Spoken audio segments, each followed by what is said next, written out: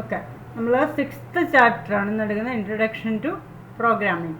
ഈ ചാപ്റ്ററിൽ നമുക്ക് ഡിസ്കസ് ചെയ്യാനുള്ള കാര്യങ്ങൾ വെച്ചാൽ ഒരു പ്രോഗ്രാം C++ പ്രോഗ്രാം എങ്ങനെ എഴുതാം എന്നുള്ളതാണ് ഈ ചാപ്റ്ററിൽ നമ്മൾ ഡിസ്കസ് ചെയ്യുന്നത്.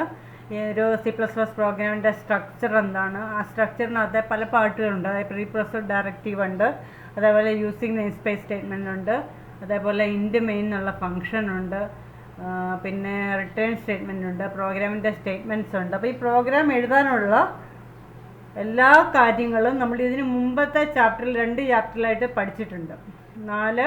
നാലാമത്തെ ചാപ്റ്ററിൽ ഒരു പ്രോഗ്രാം എഴുതാൻ വേണ്ട ആവശ്യമായിട്ടുള്ള ക്യാരക്ടർ സെറ്റ്, ടോക്കൺസ്, അതേപോലെ data types, operators, punctuators, identifiers, keywords, പിന്നെ ഡിഫറെൻറ്റ് ടൈപ്സ് ഓഫ് ഓപ്പറേറ്റേഴ്സ്, ഇതെല്ലാം നമ്മൾ പഠിച്ചു. ഒരു സ്റ്റേറ്റ്മെൻറ്റിൻ്റെ അവസാനം സെമിക്കോളൻ വേണം തുടങ്ങിയ കാര്യങ്ങളെല്ലാം നമ്മൾ വിവിധ സ്റ്റേറ്റ്മെൻറ്റ്സ് ഏതൊക്കെയാണ്, എക്സ്പ്രഷൻ എന്താണ് തുടങ്ങിയ കാര്യങ്ങളൊക്കെ ലാസ്റ്റ് ചാപ്റ്റർ, അതായത് 5ാമത്തെ ചാപ്റ്ററിൽ ഡിസ്കസ് ചെയ്തിട്ടുണ്ട്. അതെല്ലാം ഉപയോഗിച്ചുകൊണ്ട് ഒരു പ്രോഗ്രാം എങ്ങനെ എഴുതാം എന്നാണ് ഈ ചാപ്റ്ററിൽ നമ്മൾ നോക്കുന്നത്. ഒരു പ്രോഗ്രാമിൻ്റെ സ്ട്രക്ചർ എന്തായിരിക്കും? അപ്പോൾ C++ പ്രോഗ്രാം എന്ന് പറഞ്ഞാൽ നമുക്കറിയാം, it's a collection of 1 or more functions ആണ്. ഒന്നിലധികമോ ഫങ്ഷൻസിൻ്റെ കളക്ഷൻ ആയിരിക്കും C++ പ്രോഗ്രാം എന്ന് പറയുന്നത്. Function means a set of instructions to perform a particular task referred to by a name. അതായത് ഫങ്ഷൻ എന്ന് പറഞ്ഞു കഴിഞ്ഞാൽ സെറ്റ് ഓഫ് നമുക്കറിയാം, ചെറിയ ചെറിയ പ്രോഗ്രാമുകളെയാണ് നമ്മൾ ഫങ്ഷൻ എന്ന് പറയുന്നത്. അതിനെ റെഫർ ചെയ്യാൻ വേണ്ടി ഒരു പേര് ഉപയോഗിക്കുന്നുണ്ടാവും. മെയിൻ എന്ന് പറയുന്ന ഒരു ഫങ്ഷൻ്റെ പേരാണ്. C++ലുള്ള ഒരു എസെൻഷ്യൽ ഫങ്ഷനാണ് മെയിൻ എന്ന് പറയുന്നത്. അതേപോലെയുള്ള എല്ലാ ഫങ്ഷൻസും ഓരോ സം എന്ന് പറഞ്ഞ ഫങ്ഷൻ, അല്ലെ പ്രോഡക്റ്റ് എന്ന് പറഞ്ഞ ഫങ്ഷൻ, സം ഓഫ് ഡിജിറ്റ് എന്നുള്ള ഫങ്ഷനൊക്കെ നമുക്ക് ഡിഫൈൻ ചെയ്യാം. അതെന്ന് പറയുന്നത് അതിനകത്ത് set of instructions to perform a task, ഏതെങ്കിലും ഒരു ടാസ്ക് പെർഫോം ചെയ്യാനുള്ള ഒന്നിലൊരു സെറ്റ് ഓഫ് ഇൻസ്ട്രക്ഷൻസ് ആയിരിക്കും. അതിൻ്റെ ഒരു പേര് കൊടുത്ത് റെഫർ ചെയ്യുമ്പോഴത്തേക്ക് അതിനെയാണ് പറഞ്ഞ പേര് ഫങ്ഷൻ എന്ന് പറയുന്നത്. ഇത് പഠിക്കേണ്ട ആവശ്യമില്ല. ദെൻ ഇത് ഇമ്പോർട്ടൻ്റ് ആണ്. സ്ട്രക്ചർ ഓഫ് എ പ്രോഗ്രാം, ഒരു പ്രോഗ്രാമിൻ്റെ സ്ട്രക്ചർ എന്തായിരിക്കും എന്നുള്ളത് ഇമ്പോർട്ടൻ്റ് ആണ്. അതിനകത്ത് ആദ്യം വേണ്ടത്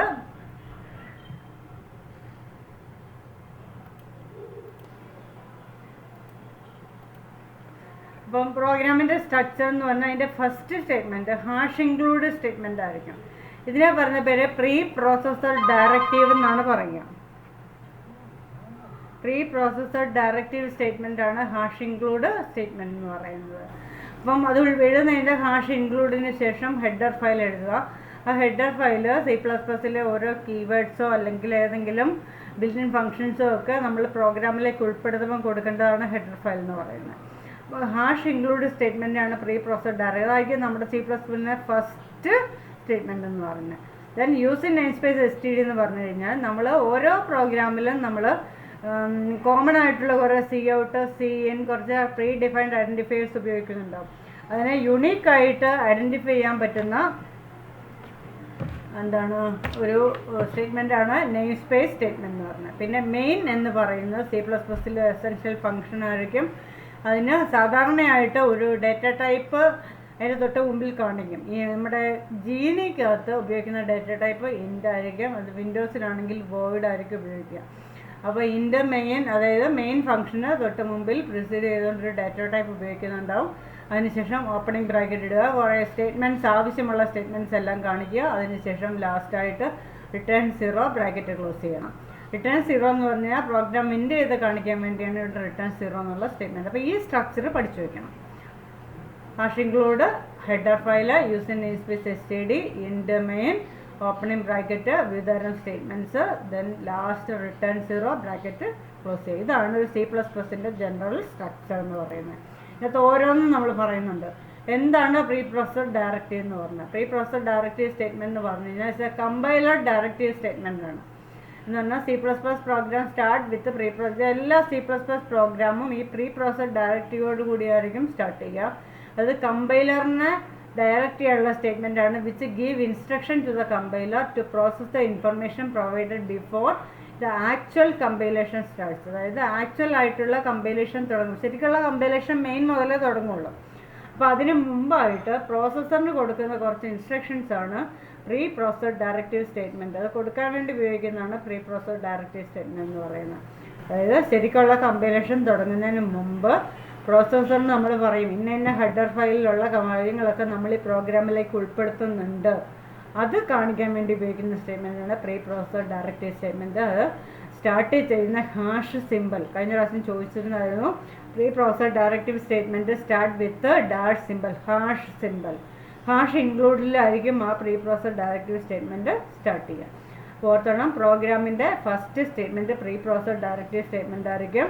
അത് ഹാഷ് സിമ്പിളോട് കൂടിയായിരിക്കും സ്റ്റാർട്ട് ചെയ്യുക. അത് ഉപയോഗിക്കുന്ന തന്നെ നമ്മുടെ പ്രോഗ്രാമിൻ്റെ C++ൻ്റെ കമ്പൈലറിന് ആവശ്യമായിട്ടുള്ള ഇൻസ്ട്രക്ഷൻസ് കൊടുക്കാൻ വേണ്ടിയിട്ട് ഉപയോഗിക്കുന്ന, അതായത് ശരിക്കുള്ള പ്രോഗ്രാം സ്റ്റാർട്ട് ചെയ്യുന്നതിന് മുമ്പ് തന്നെ ഇൻസ്ട്രക്ഷൻസ് കൊടുക്കാൻ വേണ്ടി ഉപയോഗിക്കുന്ന സ്റ്റേറ്റ്മെൻറ്റാണ് preprocessor directive statement. Then header file. Header file എന്ന് പറഞ്ഞാൽ നമുക്കറിയാം, header files contain the information about functions, objects, predefined derived data types. അതായത് ഹെഡർ ഫയൽസിനകത്ത് ഫങ്ഷൻസിനെ, അതായത് ബിൽറ്റ് ഇൻ ഫങ്ഷൻസിനെ കുറിച്ച്, അതേപോലെ സി ഔട്ട്, സി എന്ന് പറഞ്ഞ ഒബ്ജക്റ്റുകളെ കുറിച്ച്, അതേപോലെ ഡേറ്റ ടൈപ്പുകളെ കുറിച്ചുള്ള എല്ലാത്തിൻ്റെയും അതിൻ്റെ ഡിസ്ക്രിപ്ഷനും ഡെഫിനിഷനും ഒക്കെ അടങ്ങിയിട്ടുണ്ടാകും ഹെഡർ ഫയൽസിനകത്ത്. അത് കമ്പൈലറിൻ്റെ കൂടെ ഉണ്ടാവും.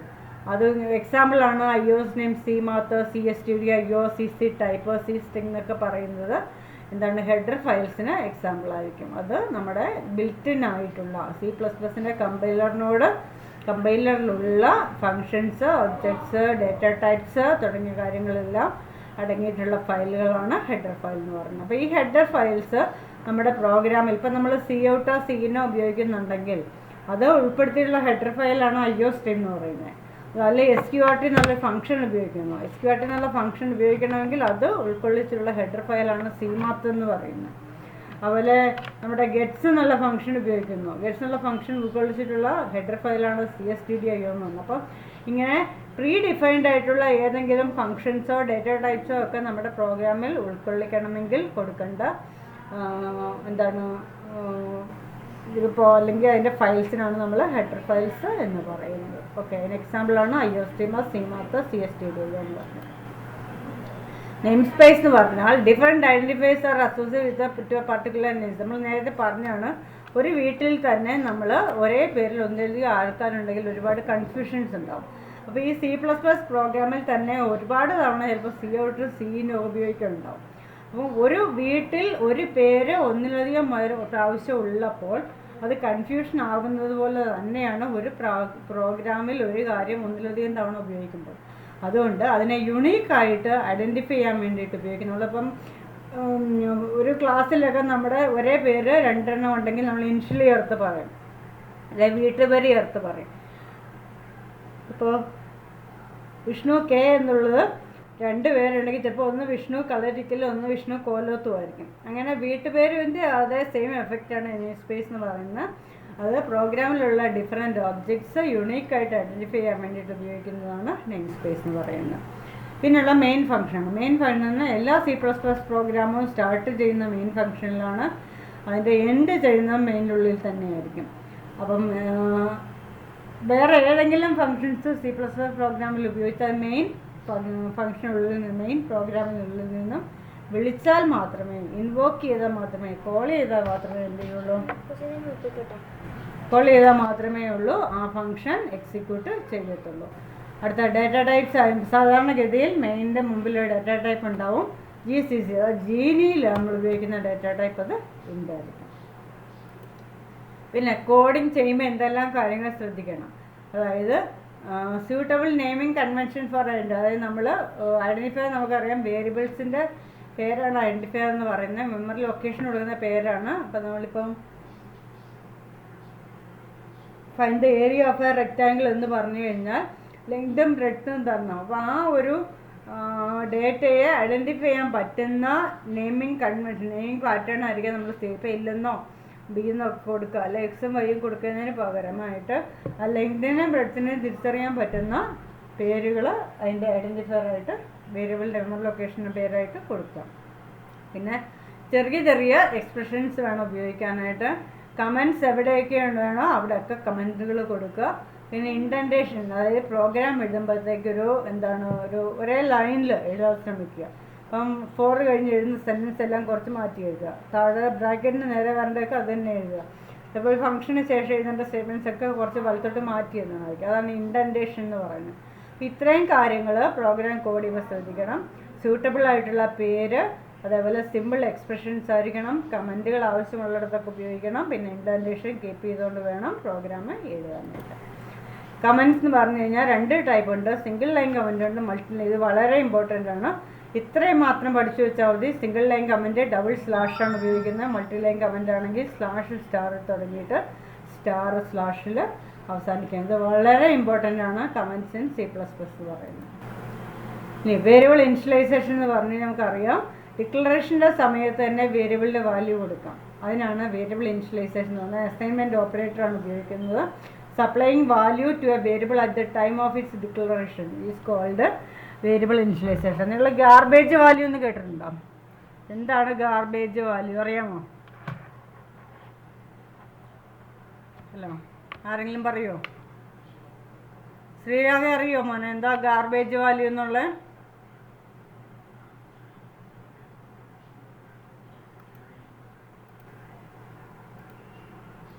ഗാർബേജ് വാല്യൂ എന്ന് പറഞ്ഞു കഴിഞ്ഞാൽ, നമ്മൾ സാധാരണഗതിയിൽ ഒരു വേരിയബിൾ ഡിക്ലെയർ ചെയ്യുമ്പോൾ ഇപ്പോൾ ഇൻഡ് എ എന്ന് പറഞ്ഞു കഴിഞ്ഞാൽ എ എന്നുള്ള പേരിൽ മെമ്മറി ലൊക്കേഷൻ ഉണ്ടാവും. അങ്ങനെയല്ല നമ്മൾ പഠിച്ചേക്കുന്നത്. വേരിയബിൾ എന്ന് പറഞ്ഞു കഴിഞ്ഞാൽ മെമ്മറി ലൊക്കേഷൻ കൊടുക്കുന്ന പേരാണ് വേരിയബിളിൻ്റെ പേരെന്ന് പറയുന്നത്. അപ്പോൾ ഇൻഡ് എ എന്ന് പറഞ്ഞാൽ ഇൻറ്റിജർ വാല്യൂ സ്റ്റോർ ചെയ്യാൻ പറ്റുന്ന ഒരു മെമ്മറി ലൊക്കേഷൻ ഉണ്ടാവും മെമ്മറിക്കകത്ത്. എ എന്ന് പറയുന്ന പേരിൽ മെമ്മറി ലൊക്കേഷൻ ഉണ്ടാവും. അപ്പം നമ്മൾ സാധാരണ ഇപ്പോൾ എൻ്റെ n = 10 എന്ന് കൊടുത്തു കഴിഞ്ഞാൽ ഇപ്പോൾ n എന്നുള്ള മെമ്മറി ലൊക്കേഷനിൽ സ്റ്റോർ ചെയ്യുന്ന വാല്യൂ 10 ആയിരിക്കും. അതേസമയം നമ്മൾ ഇൻഡ് n എന്ന് മാത്രം പറഞ്ഞു കഴിഞ്ഞാൽ അത് ഡിഫോൾട്ടായിട്ട് ഏതെങ്കിലും ഒരു ഇൻറ്റിജർ വാല്യൂ അതിനകത്ത് സ്റ്റോർ ചെയ്യും. മെമ്മറിക്കകത്തേക്ക് ഓട്ടോമാറ്റിക്കായിട്ടൊരു ആ റേഞ്ചിൽ വരുന്ന, അതായത് ഇൻറ്റിജറിന് ഏത് മുതൽ ഏത് വരെ വാല്യൂസ് ആക്സെപ്റ്റ് ചെയ്യാമോ അതിലേതെങ്കിലും ഒരു വാല്യൂ ഡിഫോൾട്ടായിട്ട്, അതായത് വെറുതെ അതിനകത്ത് സ്റ്റോർ ചെയ്യും. ആ വാല്യൂവിനാണ് നമ്മൾ എന്ത് പറയുന്നത്? ഗാർബേജ് വാല്യൂ എന്ന് പറയുന്നത്. അതായത് നമ്മൾ വേരിയബിൾ ഇനിഷ്യലൈസ് ചെയ്യാത്ത സമയത്ത് മെമ്മറിക്കകത്ത് സ്റ്റോർ ചെയ്യുന്ന വാല്യൂവിന് പറഞ്ഞ പേരാണ് ഗാർബേജ് വാല്യൂ. ക്ലിയർ ആണോ? ക്ലിയർ ആണോ? പറ. അപ്പോൾ ഇൻഡ് n = 10 എന്ന് പറഞ്ഞാൽ എന്നിനകത്ത് സ്റ്റോർ ചെയ്യുന്ന വാല്യൂ 10 ആയിരിക്കും. എന്നാൽ അതേസമയം ഇൻഡ് n മാത്രം പറഞ്ഞു കഴിഞ്ഞാൽ എന്നിനകത്ത് വേറെ ഏതെങ്കിലും ഒരു വാല്യൂ സ്റ്റോർ ചെയ്ത്, ഇന്ന വാല്യൂ നമുക്ക് പറയാൻ പറ്റില്ല, ഇൻഡിൻ്റെ റേഞ്ചിലുള്ള ഒരു വാല്യൂ അതിനകത്ത് സ്റ്റോറി ഉണ്ടാകും. അതിന് പറഞ്ഞ പേരാണ് ഗാർബേജ് വാല്യൂ. അപ്പം വേരിയബിൾ ഇനിഷ്യലൈസേഷൻ എന്ന് പറഞ്ഞാൽ ഡാറ്റ ടൈപ്പ് വേരിയബിൾ നെയിം എന്നുള്ളത് നമ്മുടെ ഡിക്ലറേഷൻ്റെ സ്റ്റേറ്റ്മെൻറ്റാണ്. ആ ഡിക്ലെയർ ചെയ്യുന്ന സമയത്ത് തന്നെ അസൈൻമെൻറ്റ് ഓപ്പറേറ്റർ ഉപയോഗിച്ച് വാല്യൂസ് കൊടുക്കുന്നതിന് പറഞ്ഞ പേരാണ് വേരിയബിൾ ഇനിഷ്യലൈസേഷൻ എന്ന് പറയുന്നത്. ഓക്കെ, ഇനി C++ ഉപയോഗിക്കുന്ന ഒരു ആക്സസ് മോഡിഫയർ ആണ് കോൺസ്റ്റ് എന്ന് പറഞ്ഞത്. കോൺസ്റ്റ് എന്ന് പറഞ്ഞു കഴിഞ്ഞാൽ അർത്ഥം എന്ന് വെച്ചാൽ കോൺസ്റ്റ് ഫ്ലോട്ട് പൈ = 3.14 എന്ന് പറഞ്ഞു കഴിഞ്ഞാൽ ആ പ്രോഗ്രാമിൽ മുഴുവൻ പൈയുടെ വാല്യൂ 3.14 ആയിരിക്കും. വെറുതെ ഫ്ലോട്ട് പൈ = 3.14 എന്ന് പറഞ്ഞു കഴിഞ്ഞാൽ വേണമെങ്കിൽ ആ പൈയുടെ വാല്യൂ നമുക്ക് ചേഞ്ച് ചെയ്യാം. പക്ഷേ കോൺസ്റ്റ് കീവേഡ് ഉപയോഗിച്ചുകൊണ്ട്, കോൺസ്റ്റ് ആക്സസ് മോഡിഫയർ ഉപയോഗിച്ചുകൊണ്ട് നമ്മൾ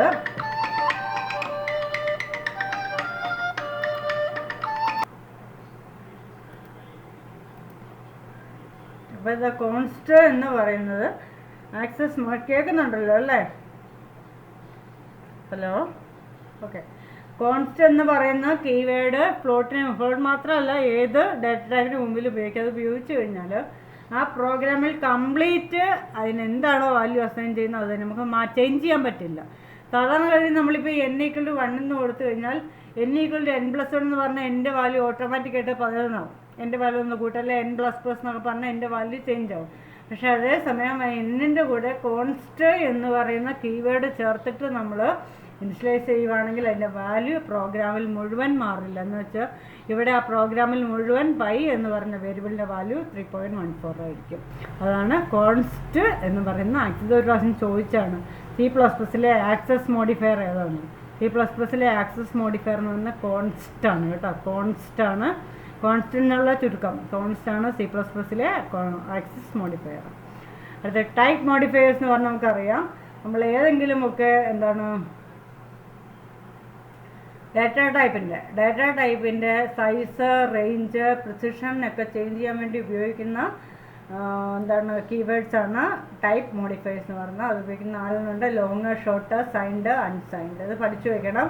ഇത്ര എഴുതിയാൽ 2 മാർക്ക്, ചിലപ്പോൾ 3 മാർക്കും കിട്ടുന്നതാണ്. Type modifiers are used to alter means change the size, range or precision. സൈസും റേഞ്ചും പ്രിസിഷനും ഒക്കെ ചേഞ്ച് ചെയ്യാൻ പറ്റുന്ന എന്താണ് കീവേഡ്സ് ആണ് ലോങ്, ഷോർട്ട്, സൈൻഡ്, അൺസൈൻഡ് എന്ന് പറയുന്നത്.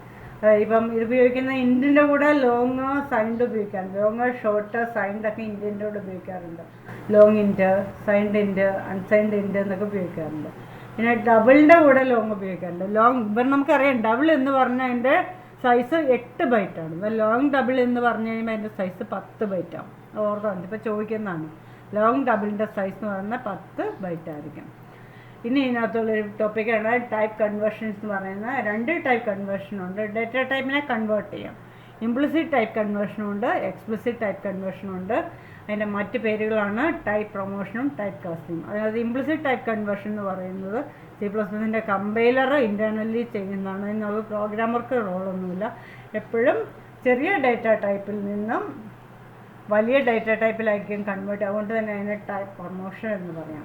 എക്സ്പ്ലിസിറ്റ് കൺവേർഷൻ എന്ന് പറഞ്ഞു കഴിഞ്ഞാൽ അത് പ്രോഗ്രാമർ ചെയ്യുന്ന കൺവേർഷനാണ്. അതെങ്ങനെ വേണമെങ്കിലും ചെയ്യാം. ഹയർ ഡേറ്റ ടൈപ്പിൽ നിന്ന് ലോവർ, അതായത് ഫ്ലോട്ട് ചെയ്യുന്ന ഇൻറ്റിലേക്കോ ഇന്ത്യയിൽ നിന്ന് ഫ്ലോട്ടിലേക്കോ കൺവേർട്ട് ചെയ്യാം. എന്നാൽ ഒരിക്കലും ഇംപ്ലിസിറ്റ് അല്ലെങ്കിൽ ടൈപ്പ് പ്രൊമോഷൻ ഒരിക്കലും ഫ്ലോട്ട് ചെയ്യുന്ന ഇൻറ്റിലേക്ക് പറ്റില്ല. ഇൻറ്റ് ഡേറ്റ ടൈപ്പിൽ നിന്ന് ഹയറിലേക്ക് മാത്രമേ കൺവേർട്ട് ചെയ്യാൻ പറ്റത്തുള്ളൂ.